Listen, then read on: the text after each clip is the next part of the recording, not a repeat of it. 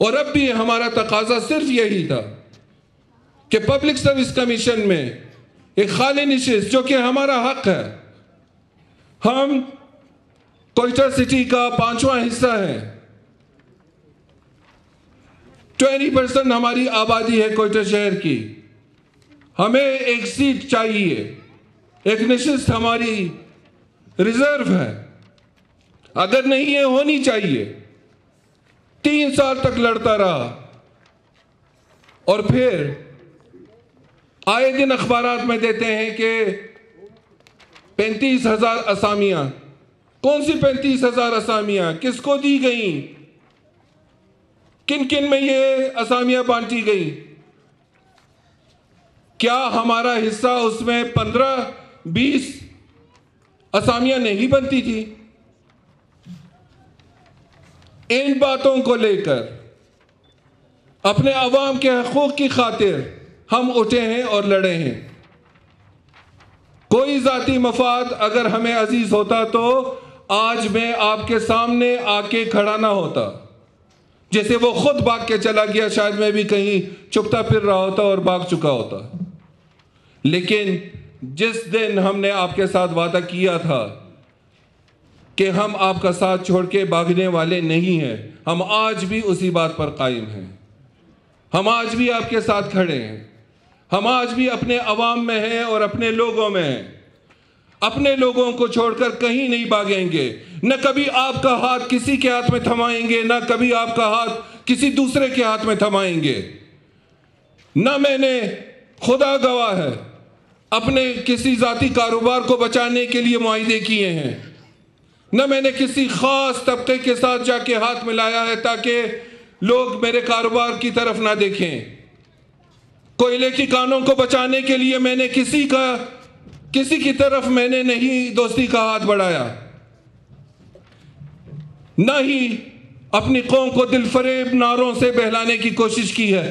جو کیا ہے میدان عمل میں آ کے مردانہ وار ہر چیز کا مقابلہ کر کے، ہر مشکل کا مقابلہ کر کے اپنے لوگوں کے سامنے سرخرو کھڑا ہوں۔ اور جب کبھی ضرورت پڑے گی میں عوام کی عدالت میں، آپ کی عدالت میں آؤں گا، کیونکہ میں آپ کا نمائندہ ہوں۔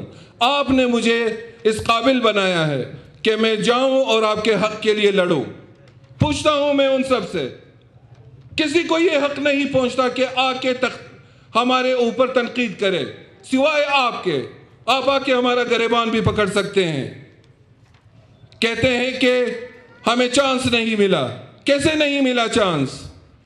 جو حرزہ سرائی کرتا ہے، جو اخبارات میں یہ بیان لگاتا ہے کہ صد خدا نخواستہ ہزارہ قوم اور شیعہ قوم ٹیررسٹ ہے، یہاں دہشت گردی کے اڈے ہیں، 1.5 کلومیٹر کے علاقے میں کون سے دہشت گردی کے اڈے ہیں؟ جو منہ میں آیا کہہ دیا، اور آ کے ہم سے پوچھتے ہیں شنے یا خنجک یا جو ٹافیاں بیچنے والے آج دبئی میں ارب پتی ہیں، اور یہ سارا کھاتا کھلنے والا ہے، ایسا نہیں ہے، یہ سارے کھاتے کھلیں گے میری جان۔ جب نواز شریف کا مواخذہ ہو سکتا ہے، جب ثناء اللہ زہری کا مواخذہ ہو سکتا ہے، تو ان ٹٹوؤں کا بھی ہو سکتا ہے، ہوگا، ہو کر رہے گا۔ کہ دبئی میں جائیدادیں کہاں سے بنی؟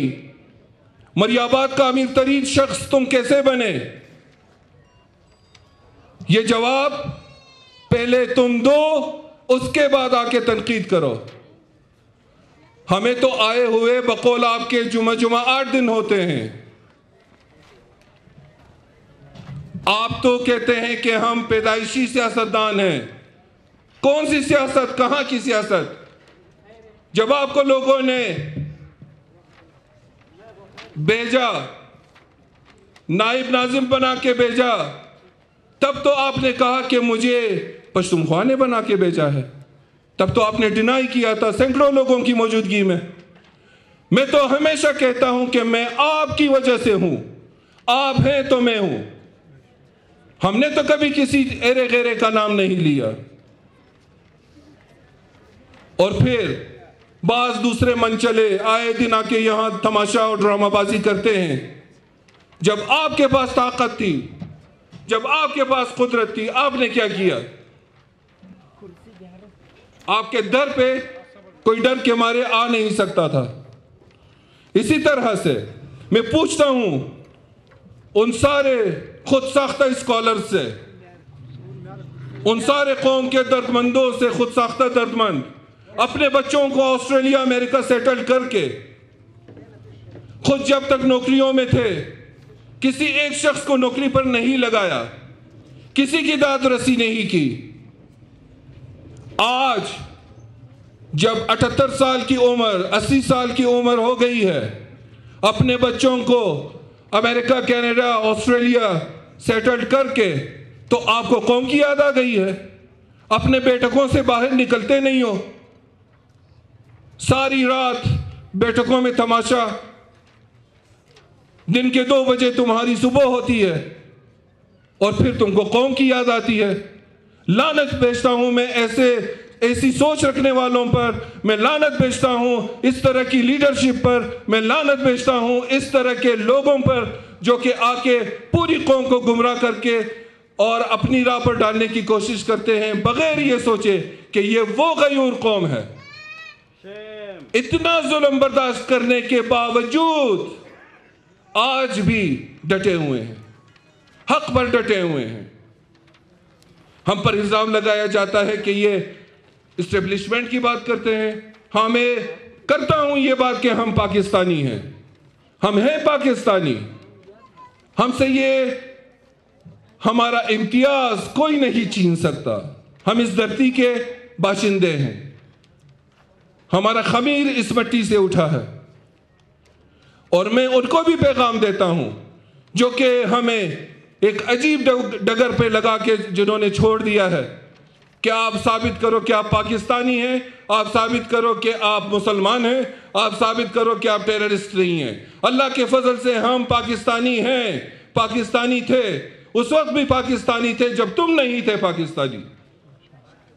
ہم کوئی دہشت گرد نہیں ہیں. دہشت گرد ہوتے تو آج ہمارا نام بھی مختلف بینڈ تنظیموں کے ساتھ جوڑا جاتا. اگر ہم ہوتے دہشت گرد 20 سالوں سے لاشیں نہ اٹھا رہے ہوتے. ہمیں انتہا پسند کہتے ہیں. ہاں، میں ہوں انتہا پسند. میں اپنے لوگوں کے معاملے میں انتہا پسند ہوں. میں اپنے لوگوں کی ترقی کے لیے انتہا پسند ہوں. میں جہالت کے اندھیرے مٹھانے کے لیے انتہا پسند ہوں. اسکولوں کے، یونیورسٹی کے، پلے گراؤنڈز کے بہت سارے پروجیکٹ شروع کرنے میں بالکل میں انتہا پسند ہوں. اسٹیڈیم کے لیے صرف 27 لاکھ روپے ہم نے مٹی اٹھوانے کے لیے دیے.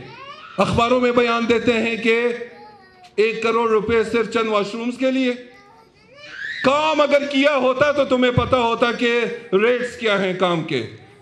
ایک اینٹ اگر رکھی ہوتی تو تمہیں پتا ہوتا کہ اینٹ کی قیمت کتنی ہے. آ کے ہم سے پوچھتے ہو. لعنت ہے ایسی زندگی پر کہ 2 گلیوں سے باہر نہ نکل سکے بندہ.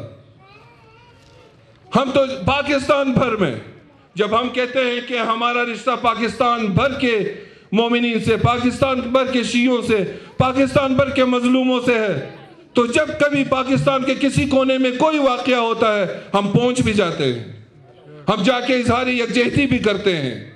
نہ اپنے کرسچن کمیونٹی کو بھولتے ہیں، نہ اپنے مسلمان بھائیوں کو بھولتے ہیں، ان کے دکھ درد میں شریک ہوتے ہیں. جہاں میں رہتا ہوں پچھلے 80 سالوں سے جہاں میرا گھر ہے، آج بھی اسی جگہ میرا گھر ہے.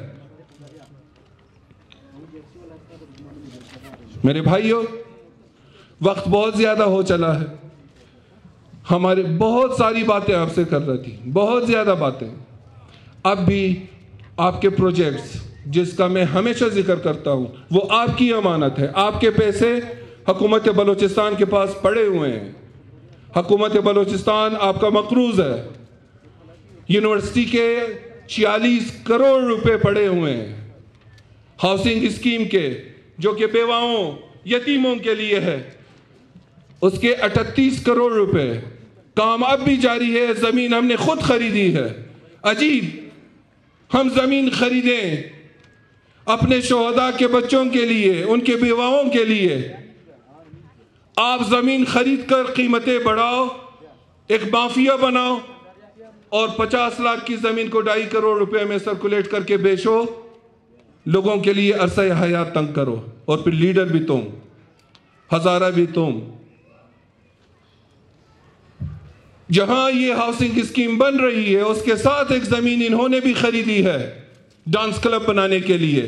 ساری رات ہمیں تو کہتے ہیں کہ ہمیں کہتے ہیں کہ لاؤڈ اسپیکر کا صحیح استعمال اینڈ واٹ۔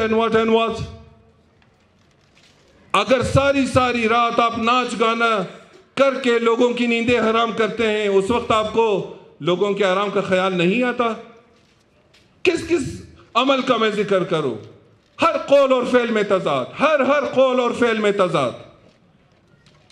آج تک یہ فیصلہ نہیں کر پائے ہو کہ تم سیاست کس کی کر رہے ہو؟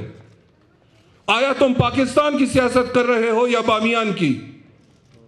میں تو یہاں اس مقدس اسٹیج سے آج بھی کہتا ہوں کہ دنیا کے کسی ملک سے ہمارا کوئی رابطہ نہیں ہے، اور ہم لعنت بیچتے ہیں سوائے پاکستان کے، جس میں ہمارا مرنا جینا ہے۔ پاکستان جہاں ہم رہتے ہیں، جس نے ہمیں پناہ دی ہے، ٹھیک ہے، اچھا برا وقت آتا ہے سب پر، علامہ صاحب اس پر روشنی ڈالیں گے، قائد ملت روشنی ڈالیں گے، اس پر تفصیلی گفتگو کریں گے۔ میں یہیں پر اپنی گفتگو ختم کروں گا، یہ امید دلاتے ہوئے، کیونکہ میرا کام آپ کو امید دلانا ہے کہ جب تک ہم ہیں، ہم نہ آپ کا سر جھکنے دیں گے، نہ آپ کو کسی کے رحم و کرم پر چھوڑیں گے، نہ آپ کا سودا کسی سے کروائیں گے۔ جب تک ہم ہیں اسی طرح سے آگے بڑھتے ہوئے لیڈ کریں گے، خود پہلے ہوں گے، اس کے بعد آپ۔ ہم اگر مریں گے، اپنا خون بہائیں گے، تو بھی پہلے خود۔ ہر جگہ ہم نے خود قیادت سنبھالی ہے، خود قیادت کریں گے۔ ہم ہیں آپ کے ساتھ، ہم نے نہ آپ کا ساتھ پہلے کبھی چھوڑا ہے، نہ ابھی چھوڑیں گے۔ اور اب جو تبدیلی آئے گی نئی حکومت کے ساتھ، اس میں بھی اگر ہم نے کوئی خامی دیکھی، ادھر بھی اگر ہم نے دیکھا کہ عوامی امنگوں کے خلاف یہ جا رہے ہیں، ہم ان کے ساتھ بھی عمر بھر کا رشتہ طے کیے ہوئے نہیں ہیں۔ ہم نے اب ہر ظلم کے خلاف آواز اٹھانی ہے، آواز اٹھائی ہے، آواز اٹھاتے رہیں گے انشاءاللہ۔ آئندہ بھی آپ کے حقوق کے لیے یہ جنگ جاری تھی، جاری ہے، جب تک کہ آپ کے حقوق چھین نہیں لیتے، ہماری یہ جنگ جاری رہے گی انشاءاللہ۔ والسلام علیکم ورحمۃ اللہ وبرکاتہ۔